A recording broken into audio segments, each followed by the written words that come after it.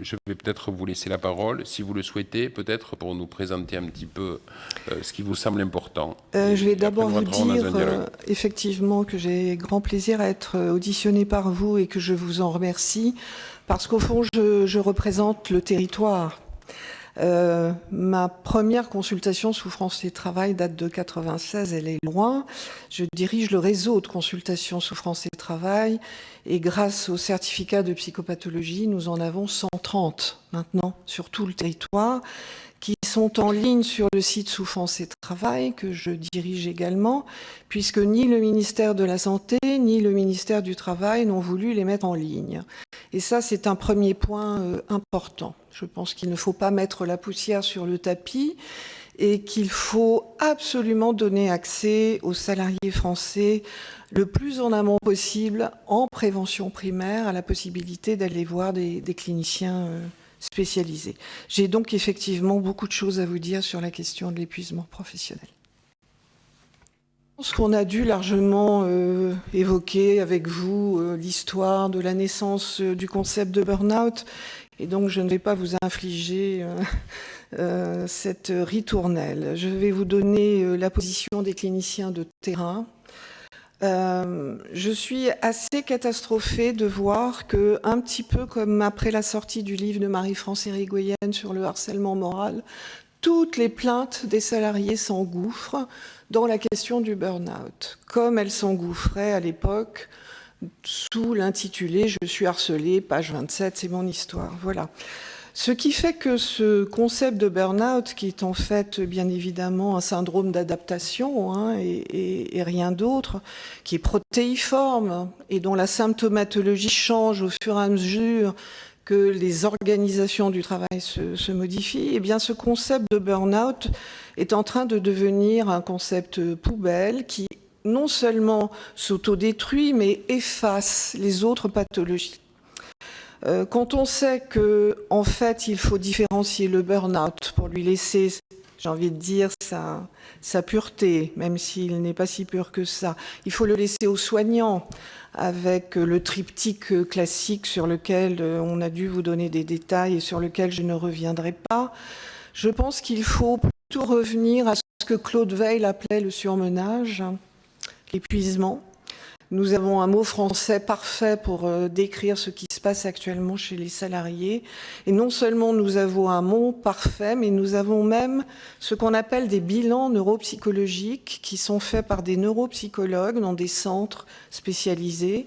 Dans tous les grands CHU, il y a des neuropsychologues capables de faire des bilans neuropsychologiques pour surmenage, qui sont donc à prescrire par le médecin généraliste ou par le médecin du travail, qui peut, vous le savez, prescrire des examens complémentaires.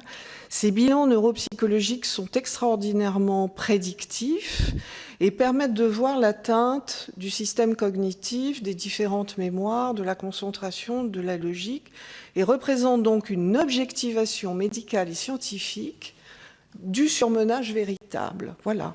Ce qui est important dans l'optique où cela pourrait permettre la prise en charge par l'entreprise, la reconnaissance en maladie professionnelle, si tant est que ce soit la meilleure solution pour les salariés. Donc le burn-out, j'ai envie de vous dire que oui, il y a beaucoup de salariés qui font des burn-out, mais que le surmenage actuel, celui que nous rencontrons depuis 4 ou 5 ans, c'est un surmenage à un niveau purement physiologique. Autant le burn-out avait un contenu psychique avec cette déception tragique de celui qui s'était très investi dans une cause, pathologie des psychiatres idéalistes des années 70 aux États-Unis, ou bien pathologie des cadres des années 2000, très fortement investis dans leur carrière. C'est plus ça du tout qu'on rencontre sur le terrain. Entre autres pathologies de surcharge, on rencontre des gens qui sont grillés à un niveau purement neurophysiologique. Ils n'en peuvent plus. Ils ne sont plus que dans des effets somatiques. Et d'ailleurs, j'ai envie de dire que la voie d'entrée dans le syndrome même peut être effectivement l'effondrement du lundi matin où vous n'arriviez plus à poser le pied par terre, tellement votre organisme dit non, même si votre psychisme terrorisé par la peur de perdre votre travail vous dit qu'il faut aller travailler. Mais tragiquement, sur le terrain, nous avons en ce moment beaucoup plus d'infarctus du myocarde, d'accidents vasculaires cérébraux et de tentatives de suicide. Il y a eu, il y a peu de temps, une publication montrant l'augmentation des infarctus chez les femmes. Et je voudrais bien qu'on pointe autour de cette affaire le fait que certes les femmes fument et boivent comme les hommes maintenant, mais je voudrais qu'on rappelle qu'en France, l'organisation du travail est encore au masculin neutre et que nous restons le seul pays où les réunions se font à pas d'heure le soir, où les rapports sont encore à rendre très tard dans la journée, et donc nos Françaises ont une double journée mise en totale invisibilité. J'écoutais l'autre jour un cardiologue à la radio parler de cette publication sur l'augmentation des infarctus. Pas un instant, monsieur le cardiologue, qui doit avoir une madame cardiologue à la maison, qui lui épargne la prise en charge des travaux domestiques et de la gestion de la famille, n'a imaginé que pour beaucoup de femmes en France, il y avait 2 journées de travail. Alors, c'est pas ce que dit Marie Peset, hein. Il y a des articles de l'American Journal of Heart Society et de Science sur l'augmentation de 45% des infarctus chez les femmes cadres. Voilà. Donc, inutile de vous dire qu'autour de la question du surmenage, de pousser l'organisme et le psychisme au-delà de ce qu'il peut convoquer comme énergie, il y a beaucoup de publications scientifiques. Il y a beaucoup de chiffres. Les chiffres de l'enquête Sumer, la dernière enquête de 2010, montre bien l'aggravation par rapport aux 2 précédentes. Le problème autour de cette affaire, c'est que maintenant que nous sommes lancés sur la question du burn-out, comment allons-nous rattraper cette affaire un peu finement? Comment allons-nous faire pour mettre en place une véritable étude de l'éthiopathogénie des syndromes auxquels nous avons affaire? Avec quels outils? Avec quelles analyses de la situation? Du côté de la psychiatrie, vous savez qu'on ira toujours chercher, bien sûr, un syndrome d'adaptation à une situation, mais aussi la fragilité psychique personnelle. Et vous le savez, du côté du travail, c'est très simple d'aller du côté de l'intrapsychique.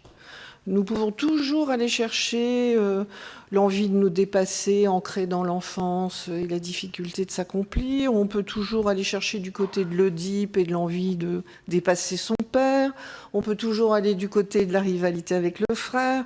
De l'intrapsychique, on en trouvera toujours. Par contre, nous n'avons pas en France suffisamment de cliniciens capables de véritablement faire l'analyse de l'organisation du travail des salariés qui viennent consulter, qui sont capables de repérer dans l'organisation du travail les aspects pathogènes. Je ne dis même plus maltraitants, mais tout simplement pathogènes. Nous savons que les nouvelles organisations du travail ont des caractéristiques précises. Je vous les ai notées dans le document que je vais vous laisser. Nous avons mis en place un entretien spécifique avec ces salariés qui ne vise pas d'ailleurs que de mettre à jour la question du surmenage ou de l'épuisement ou du burn-out, mais d'autres pathologies, et qui permet par une double chronologie de faire la chronologie de la modification des conditions de travail depuis le début de la vie professionnelle du salarié, et en parallèle la chronologie de la dégradation de son état de santé. Et ce croisement de ces 2 chronologies permet très très souvent de repérer que ça commence à aller moins bien, à la réduction d'effectifs, à la mise en place d'un nouveau logiciel pour lequel on n'a pas eu de formation, ou à la mise en place du benchmarking entre les salariés, ou bien à la mise en place de l'entretien annuel d'évaluation ou d'un 360 degrés. Bref, on sait très bien quels sont, dans les nouvelles organisations du travail, les points sur lesquels il faudrait remettre de l'oxygène et des marges de manœuvre. On sait très bien aussi que ces nouvelles organisations du travail, malheureusement, sont génératrices d'isolement, de solitude. J'écoutais l'autre jour un salarié de Pôle emploi me dire qu'il dit bonjour à ses collègues sur le trottoir le matin en arrivant et le soir en repartant, parce que comme ils ont des pauses alternées, ils ne se croisent même plus devant la cafetière de la salle de repos. Ça peut paraître collatéral, cette affaire-là, mais vous savez bien que la construction d'un collectif de travail, c'est un appui formidable pour tenir au travail, et que c'est un des outils thérapeutiques absolument majeurs que d'avoir des collègues sur qui s'appuyer. De la même manière, c'est un outil thérapeutique majeur que d'avoir un manager qui connaisse le travail, qui ne soit pas qu'un manager transversal d'objectifs à atteindre. Donc en fait, ce qui crée les conditions actuelles de ces salariés qui sont le dos au mur, on les connaît extrêmement bien.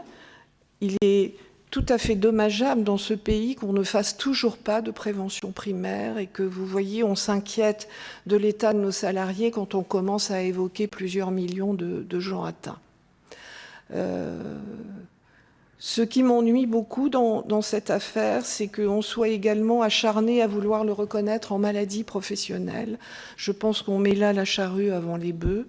Qui va faire le diagnostic? De quelle maladie? Puisque vous avez compris que les cliniciens du travail classifiaient les pathologies liées au travail en deux familles, les pathologies de surcharge et les pathologies de la solitude.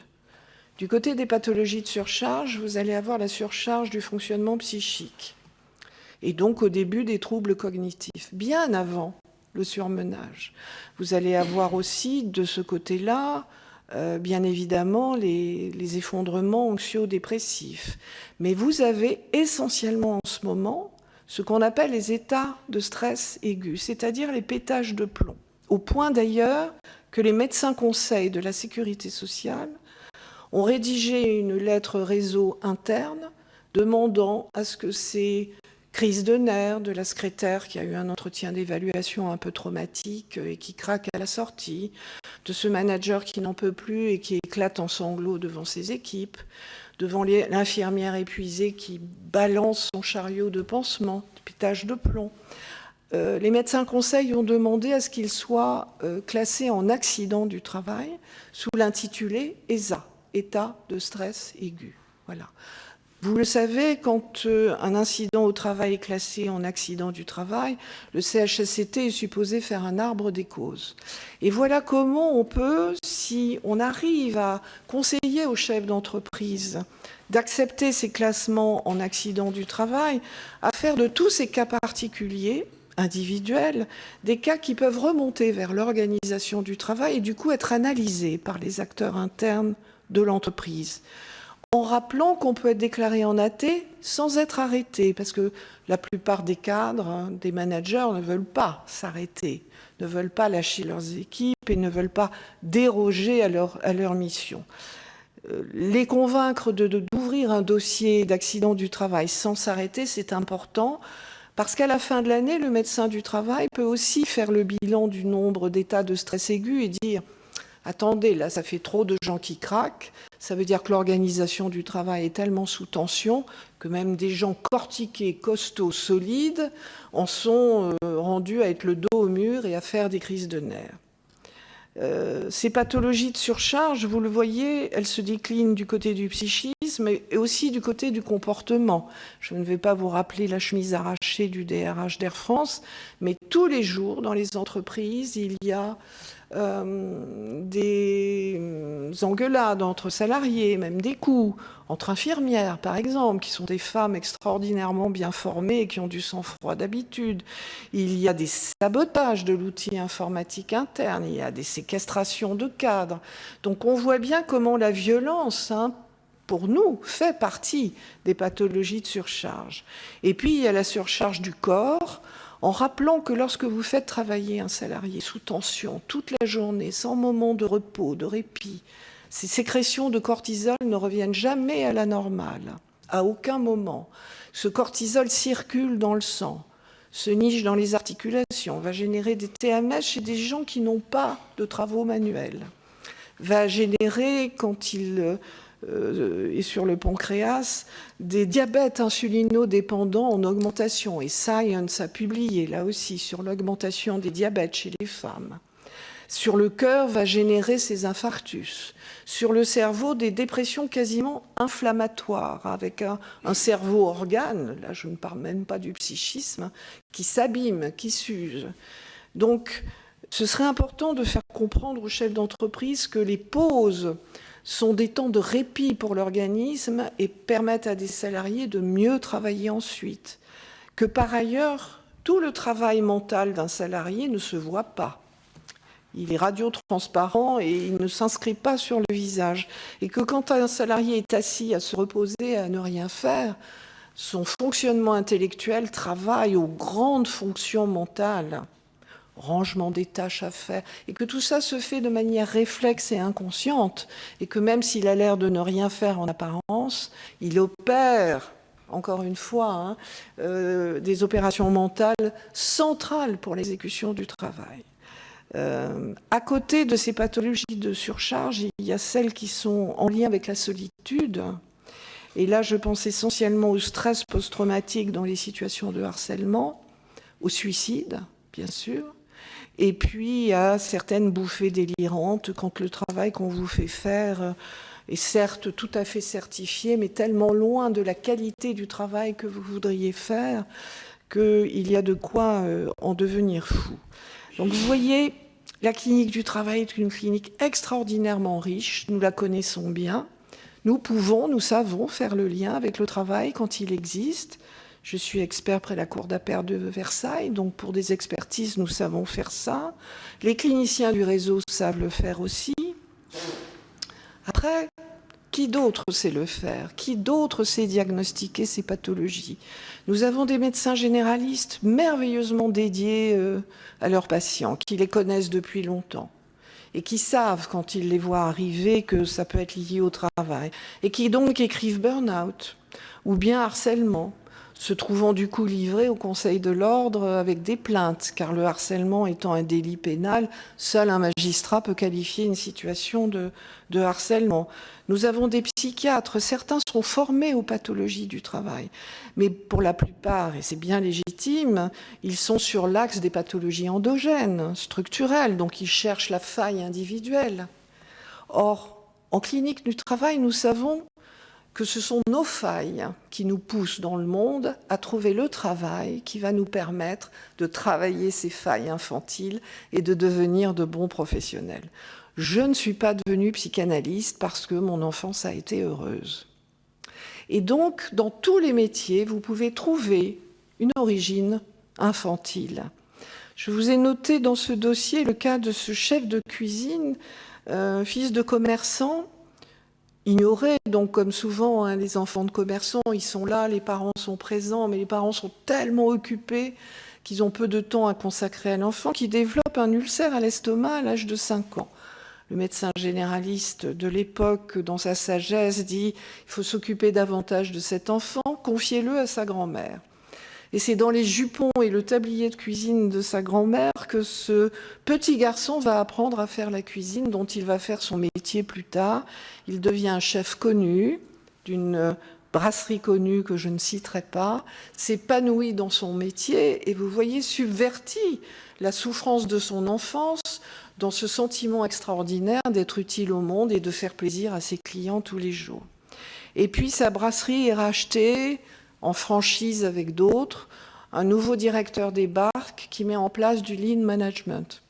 Donc je vous passe la catastrophe, intensification du rythme de travail, économie, avertissement disciplinaire. Un chef renommé qui reçoit des avertissements par lettre recommandée. Cet homme va donc très rapidement mis à mal dans ce travail qui, vous le savez, nécessite une reconnaissance majeure, va très vite décompenser. Et devinez, qu'est-ce qu'il va faire comme pathologie? Des spasmes oropharyngés. C'est-à-dire que la sphère de l'enfance, fragile, et qu'il avait réussi à consolider par son métier, eh bien, décompense à nouveau. Voulez-vous que je vous donne un dossier? Tenez, vous avez l'histoire du cuisinier dedans. Voilà, alors ce cuisinier, il fait donc un burn-out, puisqu'il faut appeler ça comme ça, je vous en prie.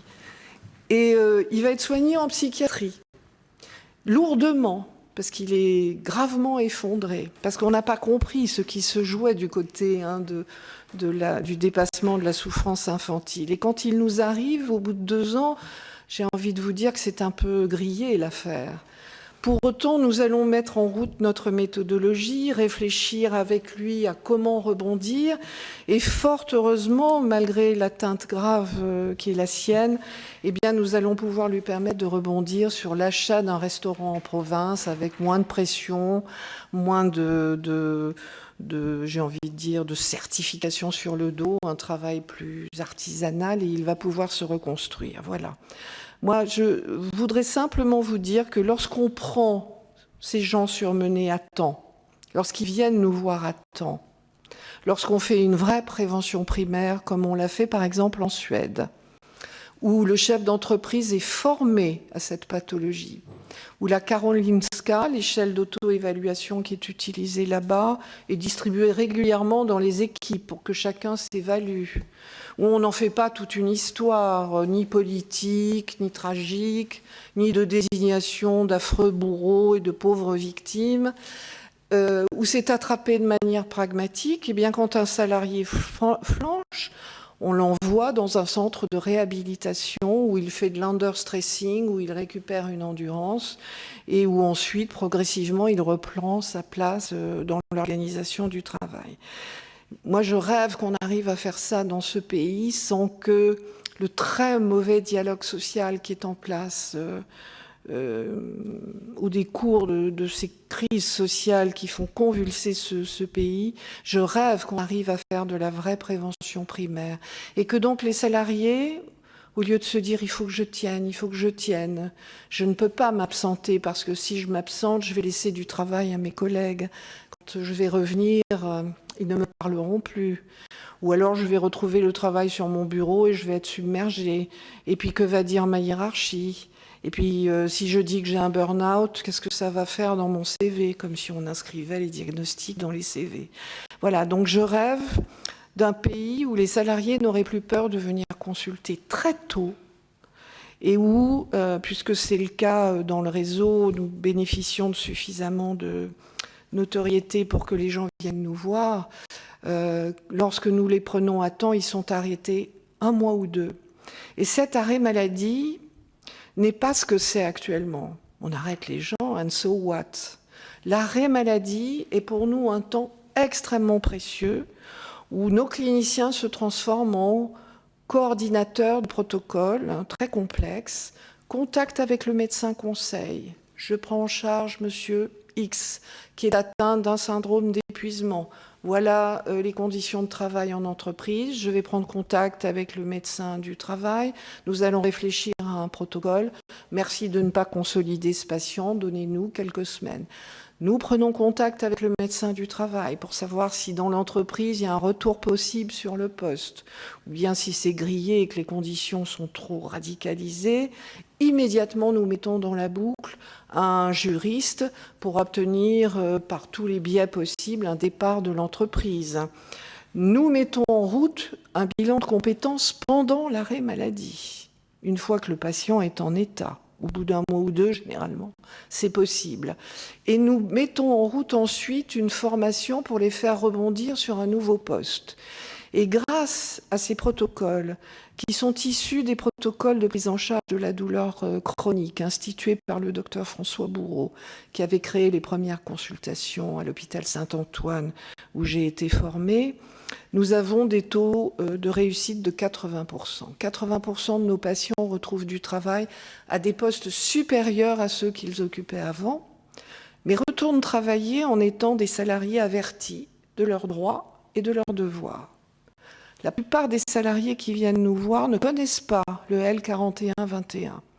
Ils ne savent pas que le chef d'entreprise doit protéger leur santé physique et mentale en termes de résultats. Ils ne savent pas non plus, quand ils réclament à tout prix la reconnaissance en maladie professionnelle de leur burn-out, que s'ils sont reconnus par le C2RMP et qu'ils ne récupèrent pas et ne peuvent pas retourner au travail, nous ne pouvons plus mettre en route l'invalidité 2e catégorie qui pourtant leur permettrait d'être à l'abri financièrement. Et ça, c'est une réalité. Voilà pourquoi je suis venue vous dire qu'on prend les choses à l'envers. Formons des cliniciens, faisons de la prévention primaire, mettons sur pied des protocoles pour soigner les gens le plus précocement possible, mais mettre tout le monde en maladie professionnelle ne va rien régler.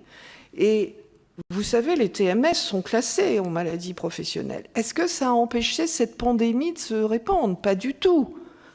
Voilà. Alors, cela fait 2 ans que j'ai été contactée par des chefs d'entreprise du Sud-Est qui eux-mêmes ont fait un burn-out grave et n'ont jamais pu reprendre leur travail, qui sont venus nous voir dans le réseau et le groupe de réflexion que je coordonne, qui est composé de magistrats, d'avocats, d'inspecteurs du travail, qui existe en fait parce que vous connaissez les critères de la faute inexcusable. Il faut que le chef d'entreprise soit au summum des connaissances scientifiques sur les risques. Et donc nous avons créé le site Souffrance et Travail et nous mettons en ligne en temps réel toutes les publications scientifiques sur ces questions. Donc Pascal Bonduit est venu nous voir il y a 2 ans pour nous proposer d'ouvrir un centre pilote de traitement du surmenage.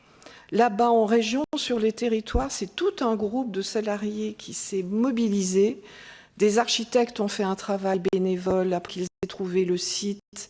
Ils ont évalué son état et fait le bilan des travaux à faire, pratiquement pas. Ils ont contacté les élus locaux.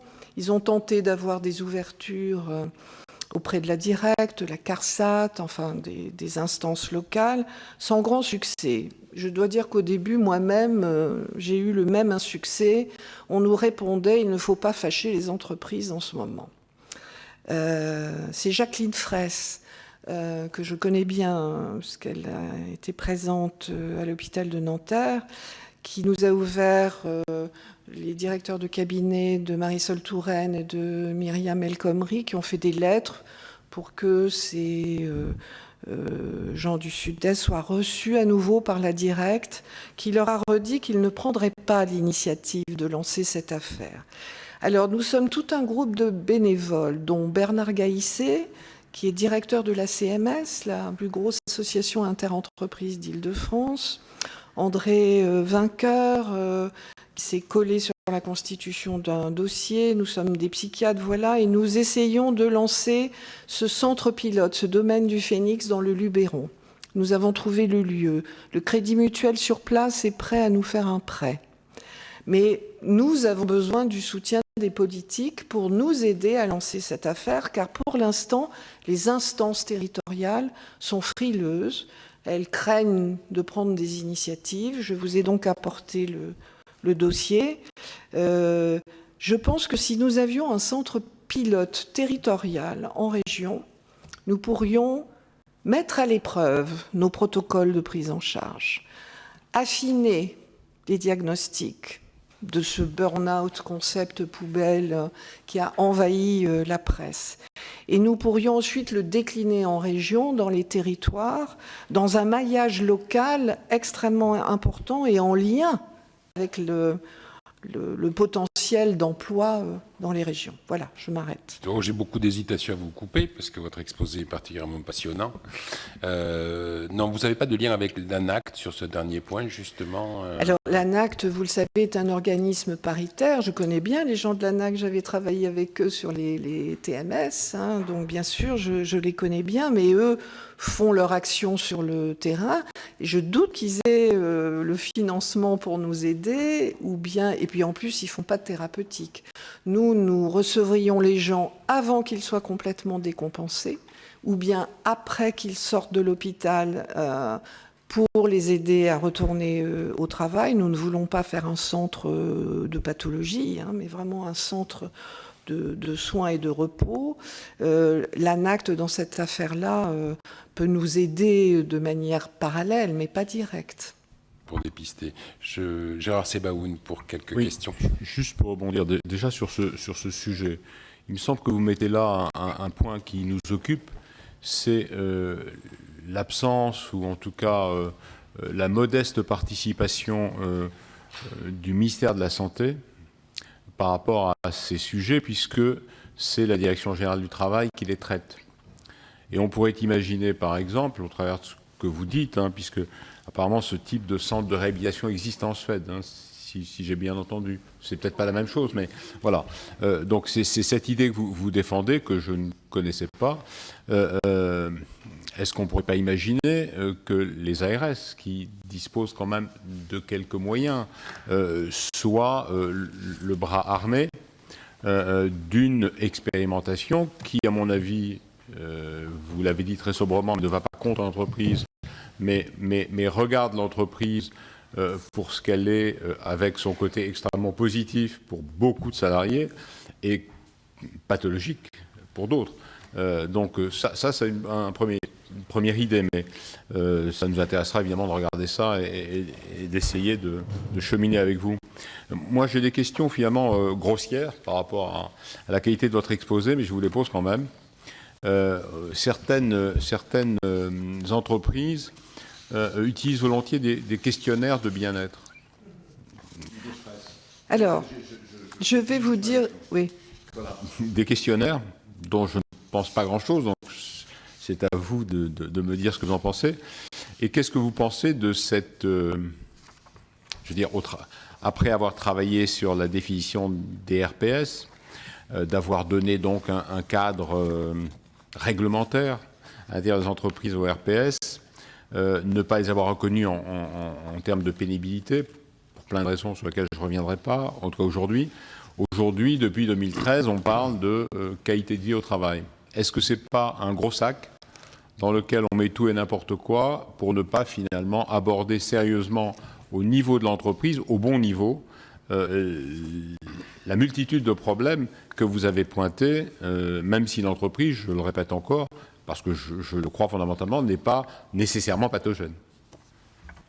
Alors, j'adhère absolument à tout ce que vous venez de dire. Je crains que cette histoire de qualité de vie au travail ou de bonheur au travail, ne lésinons pas, soit un vaste enfumage qui vise à mettre en place des conciergeries, du repassage de linge, une salle de gym, pendant qu'il n'y a pas de pause, pendant que l'intensification du travail est toujours aussi pathogène et pendant que les femmes ont toujours, si elles partent à 18h, la même réflexion. Tiens, tu prends ton après-midi aujourd'hui. Donc, non, c'est pas comme ça qu'il faut faire.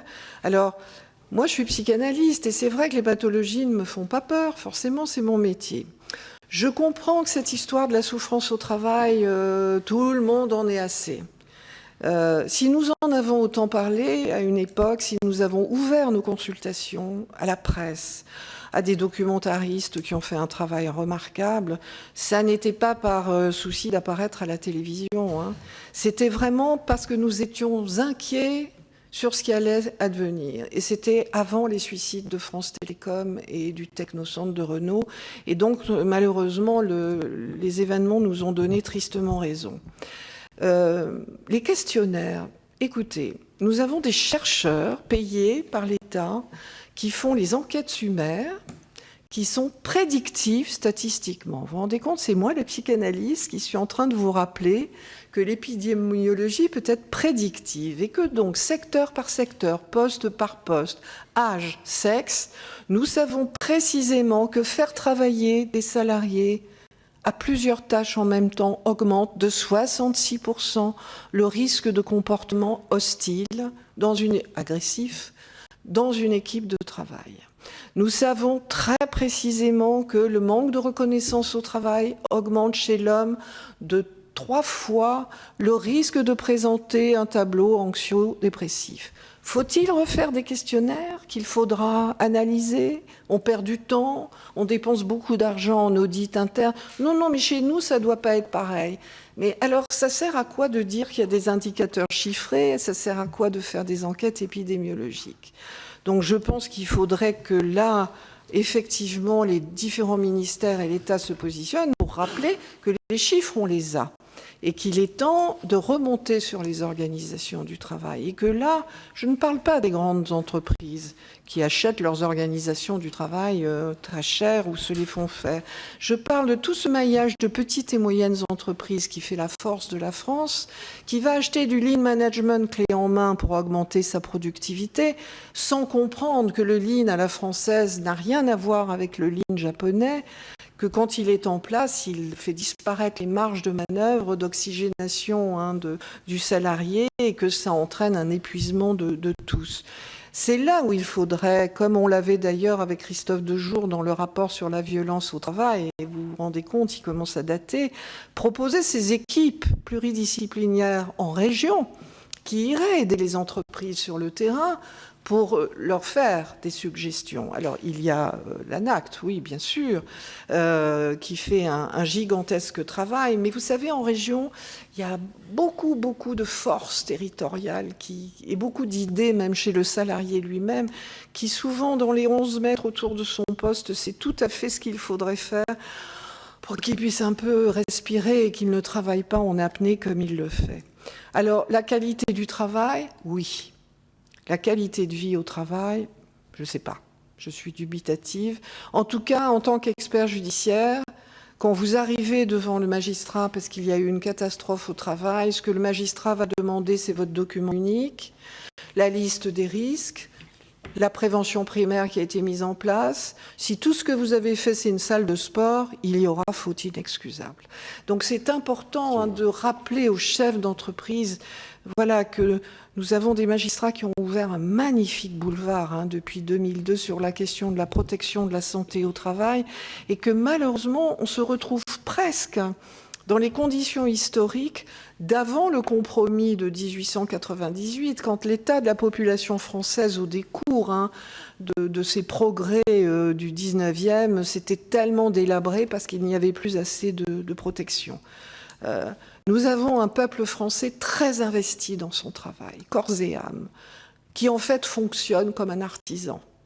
C'est comme ça, c'est l'âme et le génie français, et je pense que Jean-Claude Delgenne a dû vous le dire, nous avons ça en commun, de constater sur le terrain cet investissement du salarié français. Il n'a pas la vision pragmatique du travail des anglo-saxons. Il s'y joue quelque chose de son identité. Voilà. Il ne faut pas brader ça parce que c'est dans ce génie-là que nous aurons les solutions pour sortir de notre crise nationale. Et les gens qui craquent en premier ne sont pas, contrairement à ce que peuvent penser les chefs d'entreprise ou les psychiatres les plus fragiles. Nous les appelons les salariés sentinelles. Ce sont ceux qui ont les valeurs d'exécution du travail les plus puissantes et qui donc n'acceptent pas du tout de brader la qualité en intensifiant le travail. Nous avons reçu un jour à la consultation un massicoteur. On pourrait dire un massicoteur, on ne voit pas trop ce qu'il fait d'intelligent dans son travail. Il a des poignées attachées, il met du papier et la machine coupe.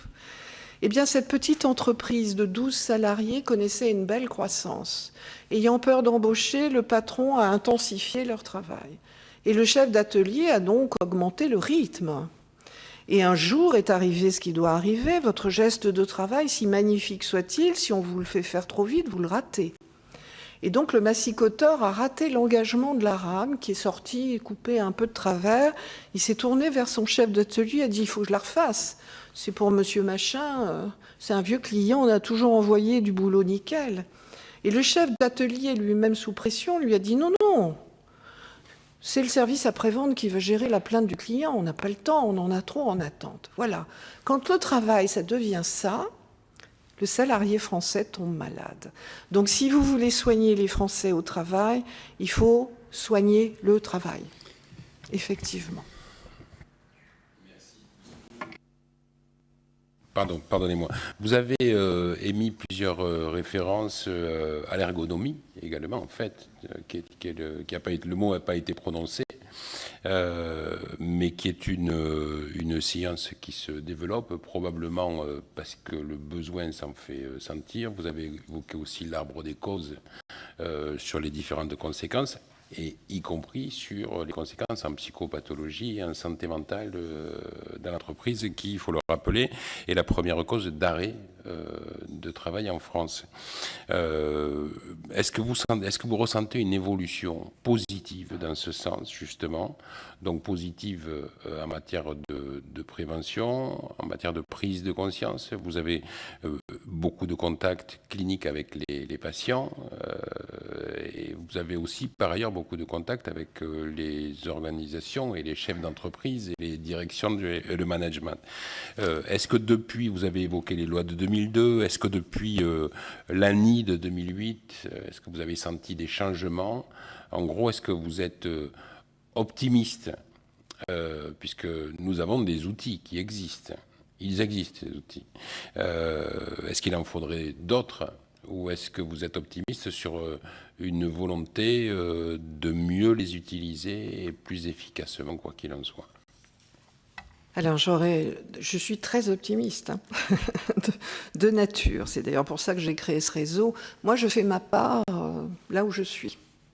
Donc, j'ai créé les consultations qui n'existaient pas, le certificat de psychopatho qui n'existait pas, le questionnaire sur le surmenage que les patients n'ont pas peur de remplir parce que les questionnaires Maslar ne sont pas très, très au point. Donc je voudrais pouvoir vous dire que je suis optimiste sur la situation. L'enquête Sumer ne l'est pas, le constat s'aggrave. Et ce qui ne me rend pas optimiste, c'est bien évidemment la place des nouvelles organisations du travail qui s'édifient à un niveau macroéconomique et qui se mettent en place au-delà du terrain. La seule piste que nous pourrions suivre sur le terrain, c'est qu'effectivement, si nous avions tous ces ergonomes de langue française que nous savons former dans le pays sur la question du travail réel, si nous en avions dans les entreprises depuis toujours, et si on les écoutait sur ce qu'ils ont à dire sur le poste de travail, la cadence, ce serait formidable, on aurait moins de soucis. On voit bien que c'est avec réticence que les entreprises investissent de ce côté-là. Et même dans le cadre de la pluridisciplinarité qui se met en place dans les services de santé au travail, ça peine, hein, et c'est laborieux, et on voit même de drôles de formations se mettre en place où c'est la sophrologie qu'on propose aux médecins du travail. Donc voilà, il y a partout un manque de pragmatisme, de bon sens, mais moi j'ai envie de vous dire que le travail réel est tellement invisible.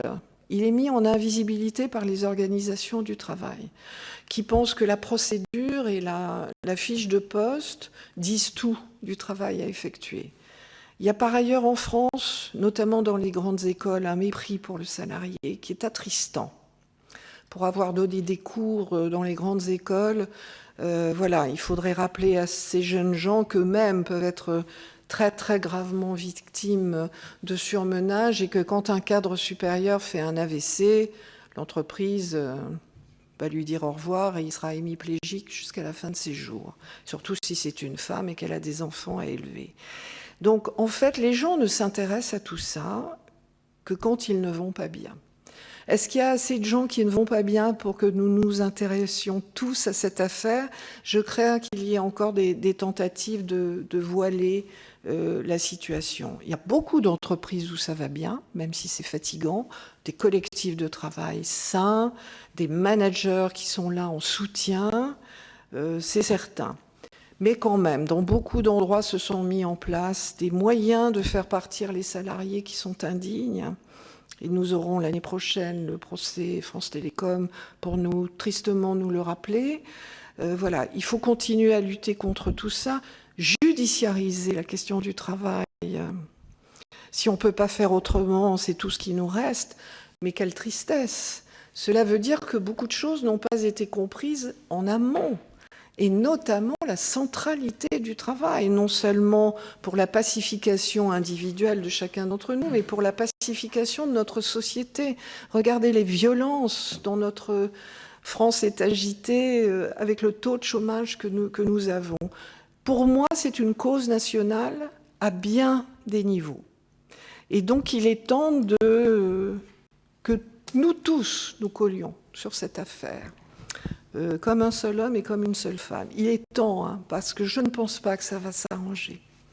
Je ne pense pas que les organisations du travail qui ont été mises en place puissent se décorseter. Le dispositif de l'infirmière n'a pas été enlevé du mur de la Pitié-Salpêtrière, il est encore en action. Les syndicats n'y font pas attention, la cadre infirmier dans ses réunions, elle ne le voit pas, et l'infirmière, elle fait avec, parce que l'urgence, c'est le pansement. Vous savez, pour penser ce qui se passe dans le monde du travail, il faut du temps. Il faut du temps pour penser. Il faut que nous prenions le temps de penser le travail dans ce pays. Le temps de penser est incontournable.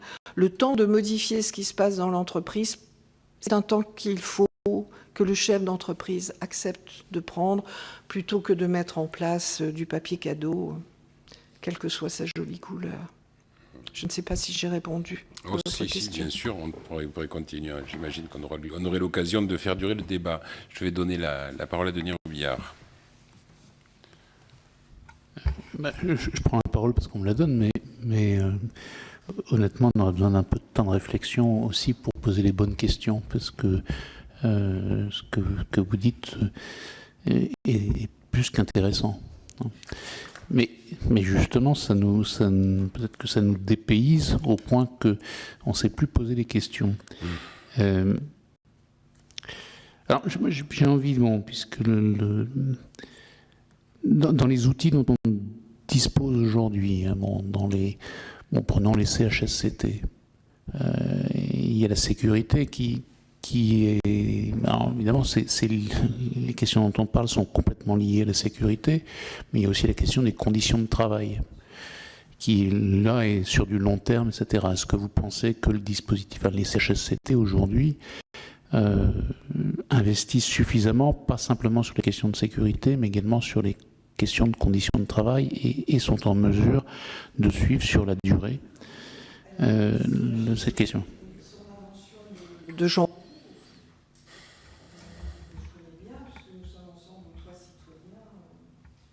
Souvent. Magnifique dispositif. Encore faudrait-il que les membres de CHSCT soient formés. Vous savez, dans le jugement du technocentre de Renault, il y a une conclusion de la magistrate assez extraordinaire. Si Renault a été condamné, c'est parce que Renault, qui avait mis beaucoup de moyens dans cette affaire, n'avait pas mis en place une organisation du travail permettant la coopération des acteurs de prévention. Comment voulez-vous que des acteurs de prévention coopèrent s'ils n'ont pas une méthodologie commune, des catégories de pensée communes, une vision du travail commune et d'ailleurs une théorie du travail? C'est quoi le travail? Donc il faut former les gens. C'est extrêmement important de commencer par ça. Les outils, on a les chiffres, alors arrêtons les audits. On a des méthodes d'entretien. On a les arbres des causes que les ergonomes font très très bien. On a des enquêtes. Et vous savez, quelquefois, ça tient à peu de choses. Je vous donne un exemple très court. 2 ateliers de découpe alimentaire, où chaque salarié découpe l'aileron droit du poulet toute la journée. L'horreur, l'usine à TMS. Dans un atelier où chacun a sa charlotte, sa blouse, avec une température atroce, un chef d'équipe laisse les salariés mettre des Walkman sur les oreilles ou discuter entre eux, parce qu'il sait que c'est une tâche répétitive, monotone, et que c'est source de troubles musculo-squelettiques. Du coup, l'appareil mental peut un peu s'évader par la musique ou bien par la discussion. Dans un autre atelier, c'est du lean pur et dur, et donc le chef d'atelier interdit de parler, de discuter et d'écouter de la musique au prétexte que ça déconcentre. Et bien sûr, il y a 10 fois plus de TMS dans le second atelier que dans le premier. Donc je ne suis pas en train de dire qu'on peut tout empêcher, mais si on remet du travail humain dans cette affaire, si on laisse les salariés dire dans quelles conditions ils travailleraient mieux, si on les écoute, généralement, ils ont la solution. Alors j'entends ça, j'ai envie de vous poser, peut-être pour terminer aussi, parce qu'il faut que certains d'entre nous, on va aller au 14 juillet, qui parfois se célèbre le 13. Bon, vous avez évoqué la question en posant comme telle, qui peut diagnostiquer, et en pointant les qualités des généralistes, et en disant à propos des psychiatres qui avaient tendance à chercher la faille individuelle. Donc, de ce point de vue, est-ce que dans les formations des professionnels de santé, il y a une amélioration, il y a quelque chose à faire, et quoi? Puis alors j'ai une deuxième question, dont je ne sais pas exactement comment la poser, mais c'est que une partie des réponses qui sont données à ce que nous avons appelé, en prenant le terme comme un burn-out, est faite par une série d'arrêts de travail qui se termine par un avis d'inaptitude à tout poste dans l'entreprise avec danger immédiat. Bon. qui pour moi est un échec complet. Mais d'un autre côté, je ne sais pas ce que le médecin du travail, qui est face à une organisation déterminée avec les moyens qui sont les siens, peut faire d'autre. Et donc je voulais d'abord avoir une confirmation si cette pratique, qui me semble exister, existe bien, et ensuite de savoir comment le médecin du travail, dans le service de médecine du travail où il se trouve, peut-être plus rarement dans l'entreprise où il se trouve, aurait les moyens de faire autrement. Pas faire tout seul, hein. Il y a beaucoup d'acteurs dans l'entreprise prévus par la loi. Il faut que ces acteurs coopèrent. Et faute de cette coopération demandée par les magistrats, depuis l'arrêt du technocentre, rien n'est possible. La tragédie du monde du travail, c'est l'isolement et la solitude.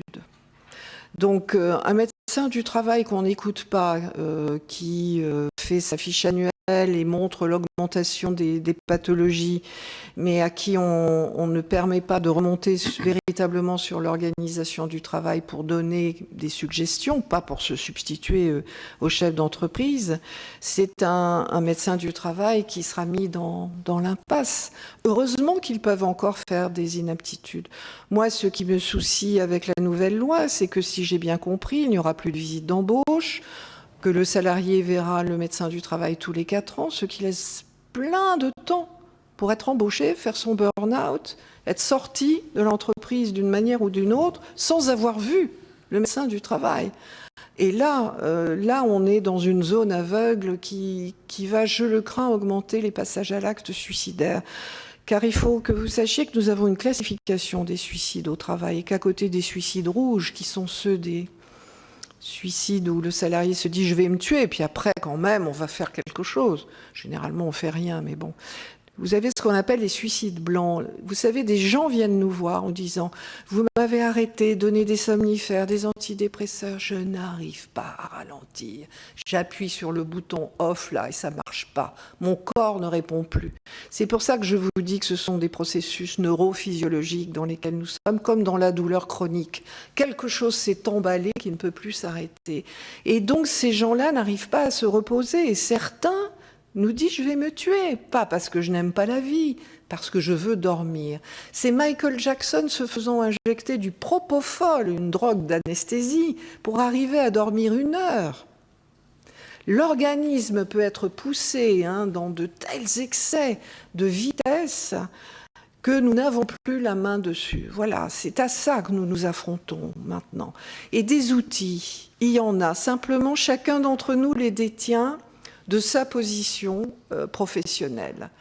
Nous avons la chance dans le réseau de savoir travailler en pluridisciplinaire parce que nous savons travailler avec des avocats, des magistrats, les médecins conseils, et nous le devons encore une fois au travail de François Bourreau, à qui je veux toujours rendre hommage parce qu'il a fait beaucoup pour la douleur chronique dans ce pays.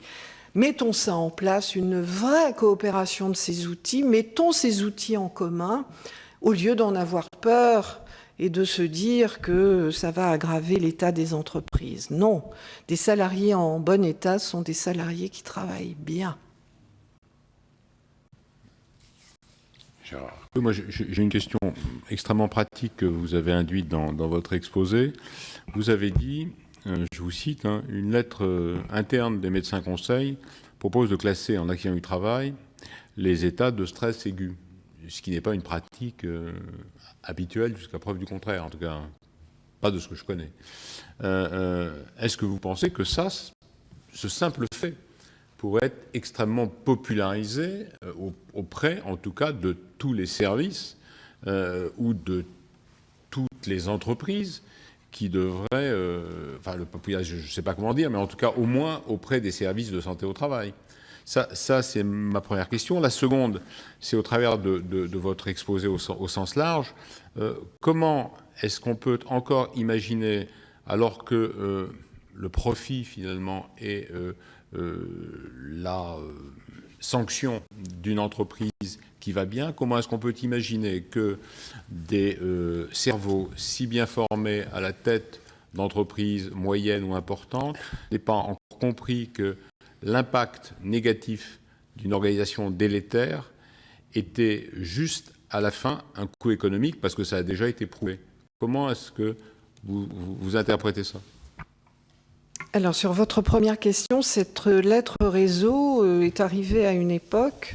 Après, les médecins conseils changent dans les centres, ils restent pas, ils tournent malheureusement beaucoup. C'est d'ailleurs pour ça qu'on peut plus les joindre et que ça complexifie nos prises en charge. Il y a des caisses régionales qui appliquent des politiques extrêmement raides. Voilà. Donc il faudrait généraliser ce dispositif parce qu'il est excellent, surtout qu'encore une fois la reconnaissance en AT sans arrêt maladie irait bien au cadre, mais permettrait de rapatrier dans l'entreprise l'étude de l'arbre des causes de cet AT. Je fais beaucoup de formations en entreprise avec le docteur Nicolas Sandré qui a coordonné l'enquête SUMER. France Télévisions, tout ça, ce sont des mécanismes qui passent bien dans les grandes entreprises et les managers et les membres de CHSCT s'en emparent. Ce qui fait que c'est vrai qu'à la fin de l'année, le médecin du travail peut dire, écoutez, dans tel service, il y a eu 15 ESA, il serait peut-être temps de remonter. Voilà, c'est un très bel outil. Vous savez, il faut tricoter des outils de terrain avec les ficelles que nous avons. C'est pas la peine d'en créer de nouveaux. C'est un très joli dispositif qu'on pourrait généraliser. Encore une fois, avec ou sans arrêt maladie. Mais ça ouvre la manière de transformer de l'individuel en collectif. Après, j'ai oublié votre deuxième question. Rappelez-moi juste le sujet. Je disais, c'était une boutade. Comment des cerveaux si bien formés dans nos grandes écoles ne voient pas l'intérêt de l'impact économique de travailler les sujets dont nous avons abondamment parlé? Je crois que je ne l'ai pas oublié pour rien, cette question-là. Je suis toujours sidérée que dans les bureaux de méthode, on pense que la procédure de travail va tout régler du travail. Sur le terrain, celui qui travaille se coltine le réel et donc tous les jours, il sait qu'il doit rajouter beaucoup de choses à la procédure pour que le travail se fasse. Et ça, je pense que c'est une zone aveugle majeure dans les directions d'entreprise où on n'a toujours pas compris que cette question du travail réel était entre les mains des salariés et pas entre les mains des décideurs. Voilà. Et puis on est beaucoup dans si celui-là craque, il y en a 10 devant la porte qui pourront le remplacer. On est dans un cynisme ambiant un peu attristant. Oui. Oui, un peu attristant, ça vient de tempérer cet optimisme, effectivement, dont on parlait tout à l'heure. Mais, Denis, tu voulais prendre la parole, tu dois y aller. Oui, vous avez beaucoup évoqué la question de la formation, effectivement. Et là, on pourrait mener un arbre des causes, peut-être aussi sur l'action publique. En gros, quand on parle de la formation des managers, les grandes écoles forment des nouveaux entrants sur le marché du travail, pas des généralistes. Et qu'est-ce qu'on attend de jeunes qui vont rentrer sur le marché du travail après une formation en management? C'est des spécialisations afin qu'ils soient opérationnels tout de suite. Et donc c'est peut-être une clé sur les formations tout au long de la vie, justement. Deuxièmement, on est souvent en recherche, et vous avez dit tout à l'heure, il ne faut pas mettre la charrue avant les bœufs, en recherche de solutions juridiques et normatives, et vous parlez au fond beaucoup de bonnes pratiques et de méthodologie également. D'où la difficulté de les mettre en œuvre, parce que le partage des bonnes pratiques n'est pas une injonction légale. Et enfin, il apparaîtrait aussi que la survenue de ces troubles, des syndromes donc d'épuisement professionnel, serait quand même liée beaucoup plus aux relations de travail. Ça ne veut pas dire que ça ne met pas en cause l'organisation du travail, qui est liée, mais les relations de travail sont beaucoup en cause, et on a beau diminuer le temps de travail, ça n'y fait rien aux relations de travail, forcément. Voilà, on a beau donner de l'autonomie, et le maximum d'autonomie parfois produit d'autant plus de syndrome d'épuisement professionnel, par exemple, etc., etc. Donc, c'est pour ça qu'on trouve beaucoup de personnes qui sont capables de magnifiques pratiques cliniques quand le mal a été fait. Par contre, en matière de prévention, c'est beaucoup plus complexe. Alors, Christophe Dejour, Yves Clos ont fait de magnifiques actions dans des entreprises et montrent bien que quand on peut revenir sur le travail réel, les choses s'améliorent. Vous parlez d'autonomie. S'il s'agit de transformer chaque salarié en auto-entrepreneur de lui-même, on sait que c'est la source de nombreux suicides, car se fixer à soi-même ses objectifs, c'est devenir son propre chef d'entreprise et son propre salarié, dans une injonction paradoxale qui peut devenir terrifiante à un moment donné et entraîner des passages à l'acte. Les relations de travail sont profondément liées à la tension de l'organisation du travail. L'enquête Sumer le montre bien. L'enquête Sumer montre bien que le salarié attend essentiellement d'avoir le temps, les moyens et les effectifs pour faire correctement son travail. Donc l'essentiel de la problématique est autour des conflits éthiques pour bien faire son travail et pouvoir se reconnaître dans la belle ouvrage qu'on a pu accomplir. Mais encore une fois, quand toute cette problématique est au plus juste d'une macroéconomie et que les décisions qui sont prises sont des décisions qui se font dans les bureaux de méthode sur des reportings et qu'il s'agit d'enlever la ligne comptable.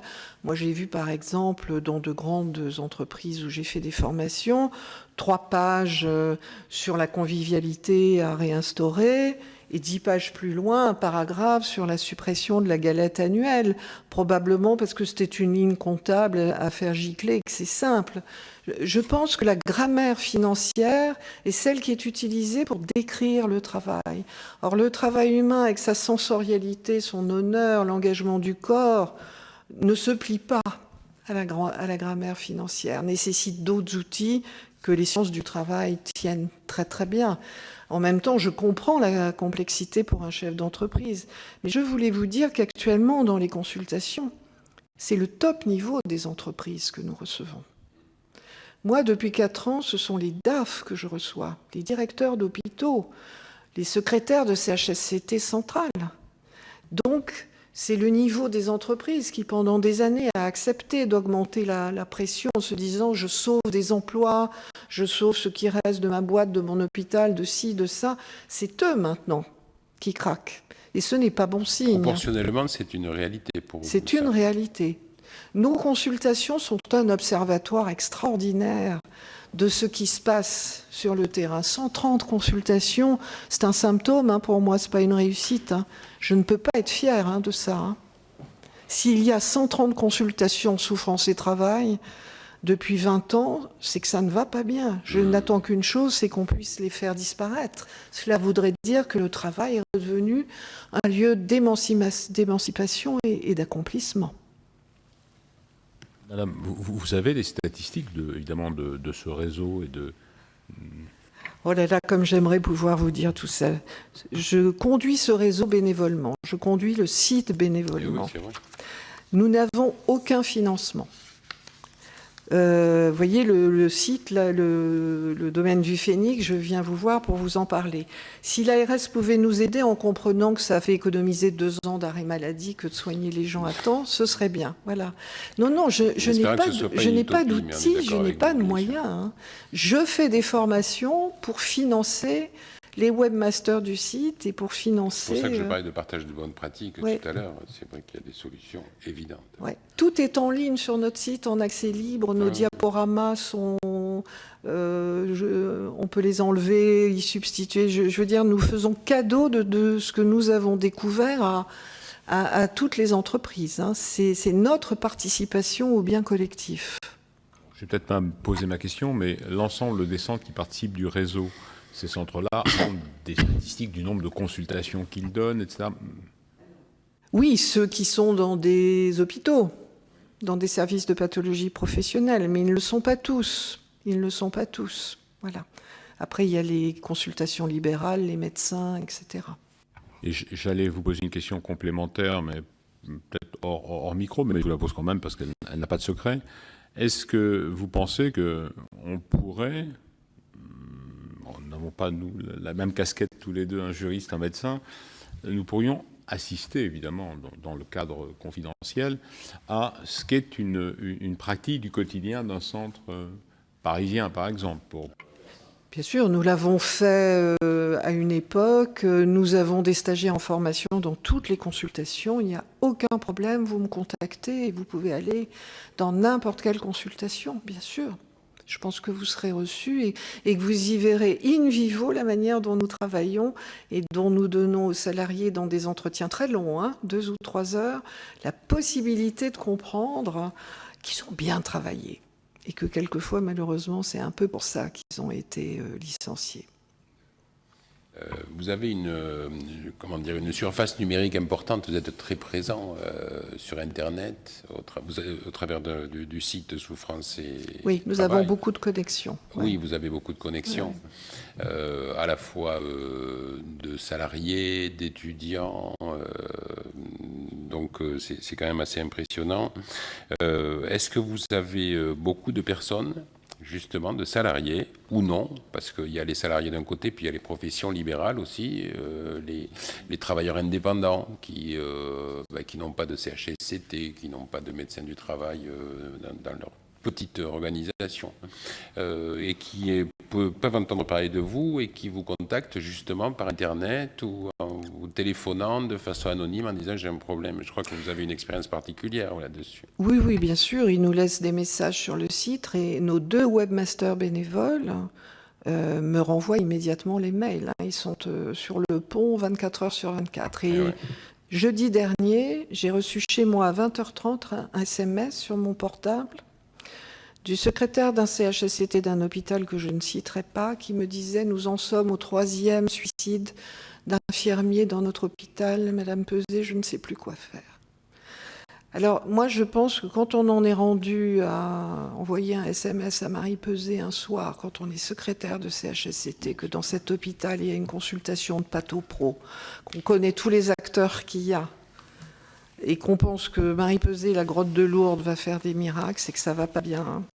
Vous avez un réseau de psychologues qui travaillent également avec vous dans le cadre de Souffrance et Travail, je pense, qui est important. Les 130 consultations, ce sont les 130 consultations, ce sont tous les auditeurs du certificat de psychopathologie du travail que nous avons formés. Qui sont psychologues cliniciens Alors, et du travail, voilà. Ils sont psychologues de toute façon. Ah, il faut être formé de manière très pointue, oui.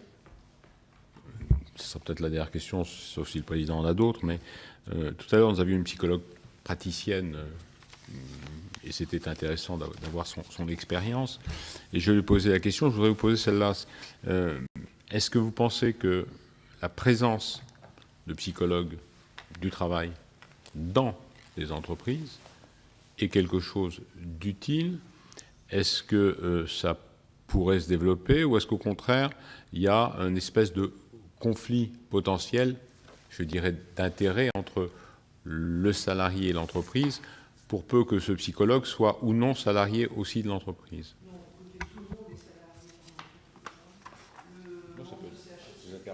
Pardon, le membre de CHSCT est salarié par l'entreprise, le médecin du travail peut être salarié, il faut arrêter de se prendre la tête avec tout ça, parce que c'est comme ça.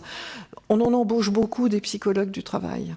Beaucoup dans les hôpitaux notamment et dans les entreprises. Ils peuvent à la fois faire des entretiens individuels sur la clinique de l'activité ou bien des interventions collectives dans les différents services. Oui, c'est une très bonne piste. Alors, je suis psychanalyste, non pas que je dise que la psychologie clinique traditionnelle ne soit pas la bonne, mais vous savez, c'est bien si l'hystérique peut travailler, c'est bien si le grand obsessionnel peut travailler, c'est bien si le schizophrène soigné peut travailler, et heureusement, il y en a plein qui travaillent. Et quand on décompense, c'est toujours dans sa lignée structurelle.